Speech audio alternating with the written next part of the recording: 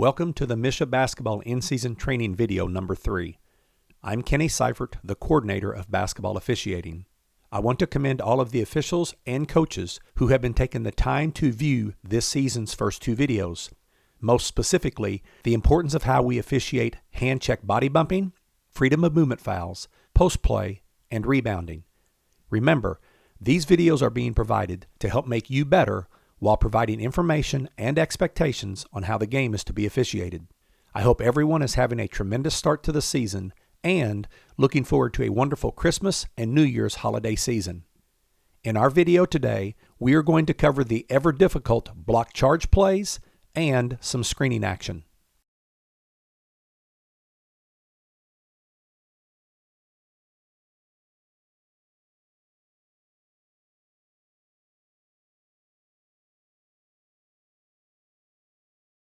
As number 12 in purple has a straight line path along the baseline to the basket, number 2 in white, who never establishes legal guarding position, makes contact and impedes number 12's ability to complete his drive to the basket.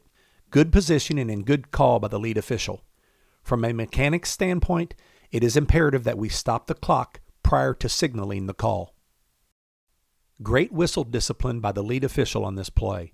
Just because someone lands on the floor does not necessarily mean that illegal action has occurred. Number 55 in white established legal guarding position. Both feet were on the floor and facing the defender before number 1 in green became airborne. The defender stayed vertical and raised his arms vertically above his head. All of the contact was created by the offensive player. Great no call. Number 5 in white slides across the lane as number 3 in green drives to the basket. Number 5 has both feet on the floor, is facing his opponent while maintaining his verticality, and is set as number 3 in green goes airborne and initiates illegal contact into the torso of his opponent.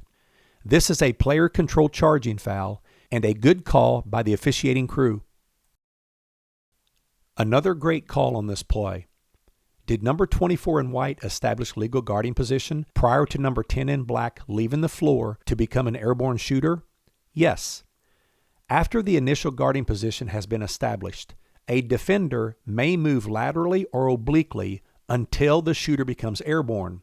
Once the shooter becomes airborne, the defender is limited to turning, ducking, or leaning back to absorb the shock of the imminent contact, which is what number 24 did on this play. Nice work. This is a state championship game with 1.9 seconds remaining.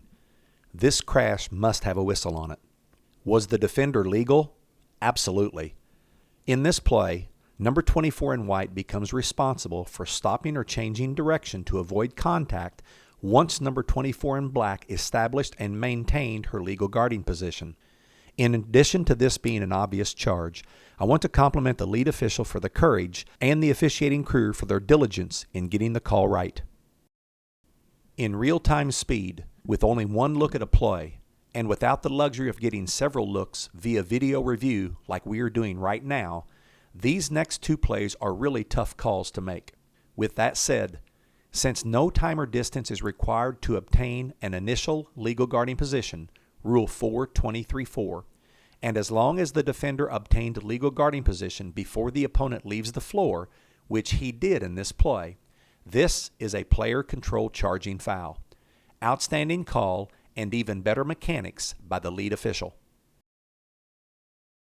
Number 23 in black establishes legal guarding position. The difference between this play versus the last play is once number 11 in white becomes an airborne shooter, number 23 in black moves his right foot and body just enough for the lead official to correctly determine this play to be an illegal block. Officiating the defense will give officials the best opportunity to get these plays right.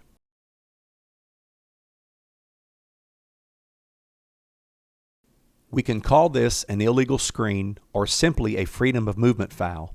In either case, the screening, shielding action of number 14 in white as he attempts to restrict the ability of number 32 in black to move into a defending position is illegal and it is a foul.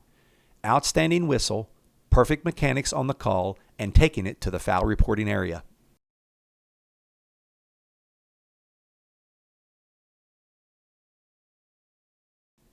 Number 23 in white was in really good screening position as he sets an on-the-ball screen for his teammate on number 10 in black. However, instead of remaining stationary, he thrusts his body forward and into the defender who is attempting to cut below the screen. This illegal action was appropriately penalized by the trail official as he watched the screen start, develop, and finish.